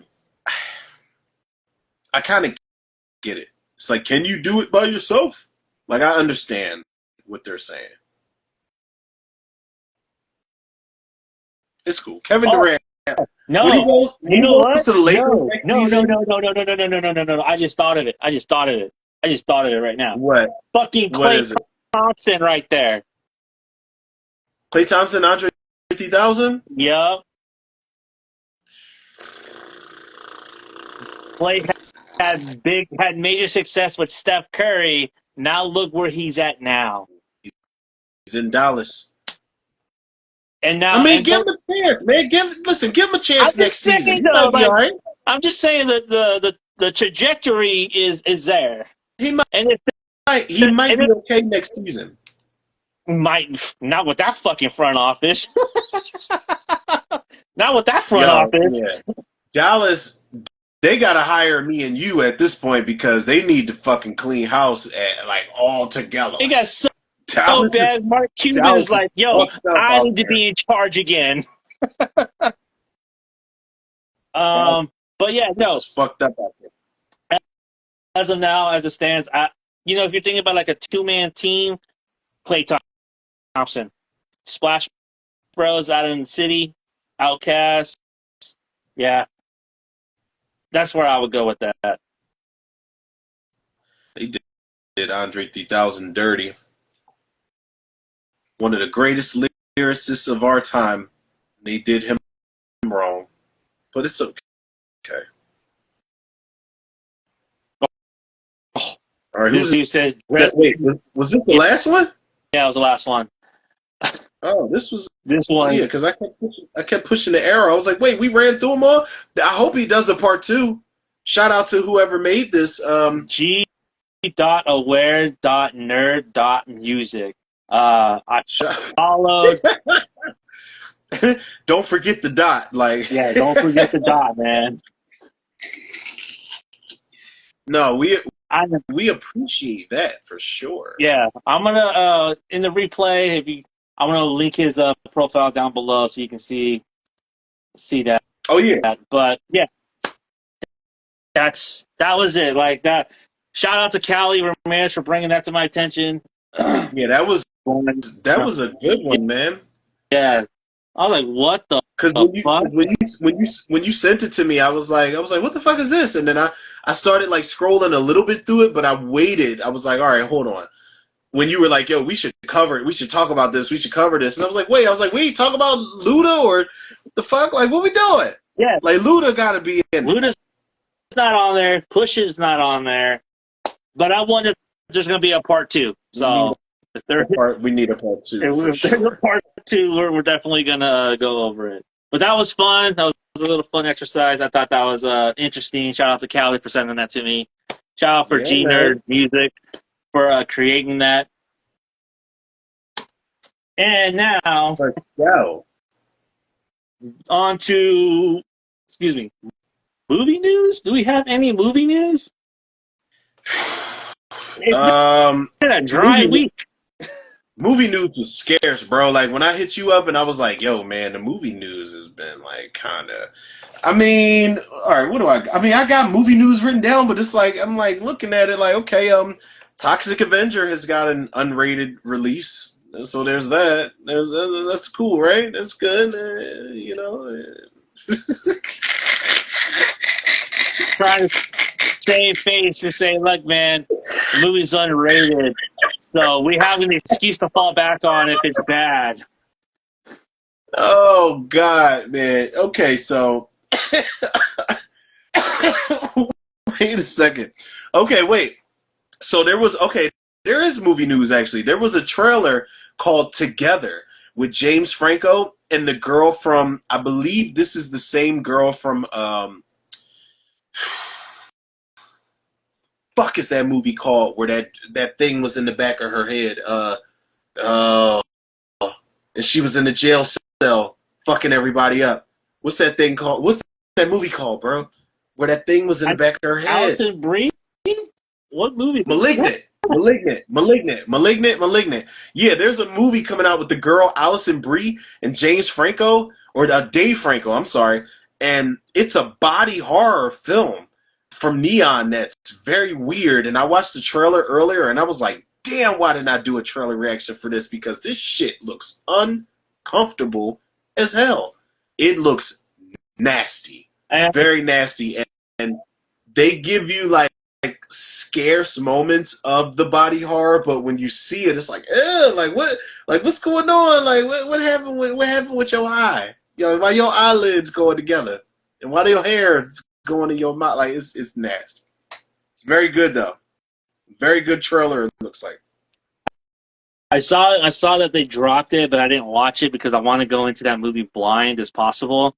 And I just good. feel like, because the first trailer they dropped was just weird. You're like, you don't know what's going on or what this movie is about. So I just want to I did like, not see the first trailer, honestly. the first trailer is just weird, bro. It's just like classical music and them just acting weird. And the closing shot of the trailer is their eyelids like coming together. And it's like, what Yeah. the Oh fuck. fuck? Yeah, they show that in the trailer, but there's also I won't even tell you what the moment is, but there's more of that like together we are one. Like it is ill. I was like, oh god, what are we doing here? Like after the substance, I'm ready for body horror in the new day and age. I'm ready for that shit. I love it. I'm all for it, man. What other movie news we got? Matthew Lillard. We do have movie news. Matthew Lillard, everybody's favorite Ghostface killer, was cast in, or reportedly rumored to be cast in, the CARRIE TV series. Exactly. Yeah. Your response was my response. Fuck that series. We don't need it. Nobody cares. Yeah. Nobody gives a shit. No disrespect to Matthew Lillard, but nobody gives a fuck. Like nobody cares. No. We don't need no more CARRIE. We've seen CARRIE before. We got a fucking original 70s movie that's still creepy. We got the Rage CARRIE 2, which the Rage CARRIE 2, nobody asked for, but I still love it. I love the Rage CARRIE 2. I've never seen. You never saw the Rage CARRIE 2? No. I have seen its knockoff version, though, called Tamara, starring Jenna Dewan, which is pretty fucking gnarly. Channing Tatum's ex-wife? I never saw that. That's actually pretty good. Did she die and they brought her back to life? Hold on. Because she's like a witch. I need to put that. Yeah, I need to bookmark that. Because I wanted to watch that and I never did. But I know they kill her and she comes back and she's like super hot and this, that, and the other. I'm like, okay, cool, whatever. But bro, we have to do either a watch along or you have to do like a review for the Rage CARRIE 2. It is two things. It's one of the most unnecessary sequels of all time. But two, it is one of the most interesting unnecessary sequels of all time because there's a lot to it, man. Like this wasn't the 70s. This was like 1999 and they talk about, domestic abuse and animal abuse and statutory rape and shit like that. Like they cover a lot of dark shit that you don't really think they would cover in a CARRIE sequel. That's unnecessary, but they do, and it does its own thing. But when you watch it, it's like, why are we here for CARRIE 2? Like this is cool, but you didn't need this sequel. Then you did a TV version remake with Angela Bettis. Then you did a not a live action, but you did like a big budget remake with Chloe Grace Moretz, and that shit was garbage. Because you don't buy Chloe Grace Moretz as the misfit. She's too cool. Yeah. She's already a misfit. Yeah, because by that point she was hit girl. Exactly, bro. Exactly. Hit girl. Let me in. I think she was in Dark Shadows around the time where she was like a werewolf or some shit like that, and it's like, she's already that character. I wanted her to be in like Tim Burton's Beetlejuice 2 back in the day, but I was like, wait, she's that character, but that shit was ass. It was more of an X-Men movie than a CARRIE movie. I honestly would have preferred her to play the daughter rather than Jenna Ortega. That's just me. In the Beetlejuice sequel. Yeah. Listen, I don't remember who I wanted her to be. Like I did this. Beetlejuice 2 could be kind of fun. I did that episode like 5 years ago, and I don't remember who I wanted her to be, but I definitely said Chloe Grace Moretz. If Tim Burton's coming back, he needs to cast her. But I don't. That remake that they had with her was ass, and now we're having a TV show with CARRIE. I'm like, fuck off, man. I don't give a fuck. Everybody's hyped because Mike Flanagan's making it, and I'm like, I don't care. We've seen CARRIE. I don't want to see no more of this shit. The only thing you can really get in depth into is the high school experience and how it's hell. And, you know, we saw that. Clueless had a TV series. Dawson's Creek had a TV series. Fuck that shit. I don't want to see that. I don't care. Clueless had a TV series, and the only person they fucking brought back was Stacey Dash. Nah, they brought back Donald Faison, and they brought back his best friend. They brought back Amber. They brought everybody back except Alicia Silverstone. Nah, I don't buy that. They brought everybody. Listen, I love that. I love that Clueless TV series. I can't wait for the new one. I want that new series, but that original series with what was her name? And it's funny we're talking about the Clueless, we're talking about the Clueless series. This is the full circle moment where UPN. Rachel Blanchard from the Clueless TV series was in the Rage Carrie too. Yep. She was in there. She was one of the bitches. She was such a bitch in Carrie 2, man. She was like, "Oh, I'm gonna be your friend," and she was like the fake friend that turned on her at the party and embarrassed her. But wow, yeah, she was like Murphy came back. Are you serious? She's listed. I might have stopped watching at some point, and I don't remember the later seasons of Clueless. I remember the early seasons when I was like locked in watching that series. I don't remember Brittany Murphy coming back, but I remember like when they said they were doing a new TV series, a sequel series. I was like, write her character back into the fold. Don't make it seem like she died just because Brittany Murphy passed away. Let's keep her character alive. Let's keep her spirit alive in the in the movie. So I don't know. She played a different character though.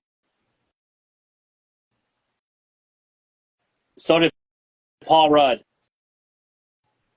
And Melissa Joan Hart was in this too as Sabrina. The teenage witch? Yeah. You know what, man?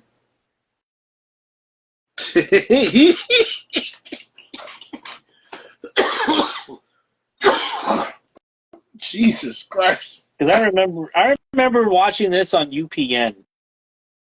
Yep. That's what it used to come on. Was UPN. God. Remember that song in the beginning? She is literally the Polaroid of perfection. All right, let me stop before I reel in all of those Clueless fans out there. Looks can deceive. She wears her heart on her sleeve. She'll steal you away. Listen, stop. Hold on. Let me bookmark it because I'm gonna watch Clueless once we're done this episode. You're gonna watch a TV show? Yes, I am. Don't judge my motherfucking life. Yes, I am. One of my favorite episodes in TV history is when Clueless was like recreating Scream, and I think the episodes it left you on a cliffhanger, and you had to pick up next week. It was called Scream Murray Scream, and Donald Faison, he was like playing pranks on everybody, but at some point it was like, yo, is everybody dead? Like, what are we doing? Like, is everybody dying for real? Like, they did not know that there was not a real killer on set. Amazing work. Wow. Shout out to Alicia Silverstone for still looking. Jesus Christ, man. Did you see her interview on Jimmy? Oh, my God. When she was on Jimmy Fallon, this was years ago, and Jimmy Fallon was asking her about a Clueless sequel. She looked like...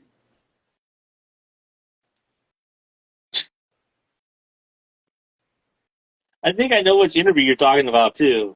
Because she had just came back to acting because she was in a movie she was promoting. She looked amazing. And she was so, this was years ago because Jimmy Fallon actually was like, he was like, yeah, everybody's asking, is there going to be a Clueless sequel? And she was like, Amy Heckerling has publicly said she doesn't want to do a sequel, but there's a musical coming out on Broadway, a Clueless musical.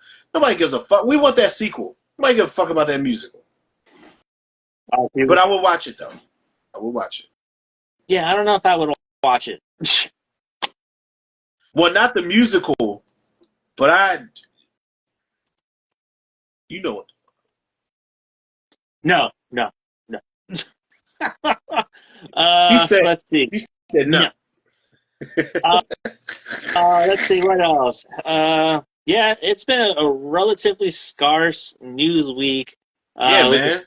pretty interesting considering all the big movies that just came out and the movies that are coming out. Have you seen the Thunderbolts yet? Because I haven't. I have not. I've heard good things about it though. Yeah, me too. I've heard some good feedback from the Thunderbolts. Let's see, and yeah, I think that wraps up for news because there's nothing going on. Uh, let's see what else.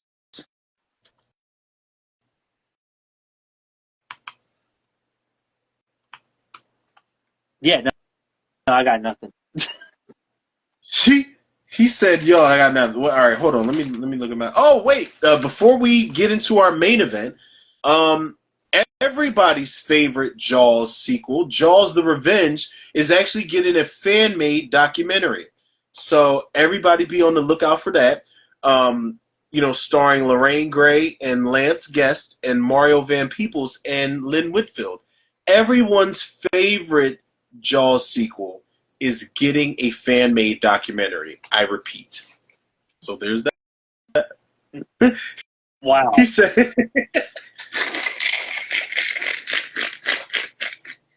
"You look so fucking confused."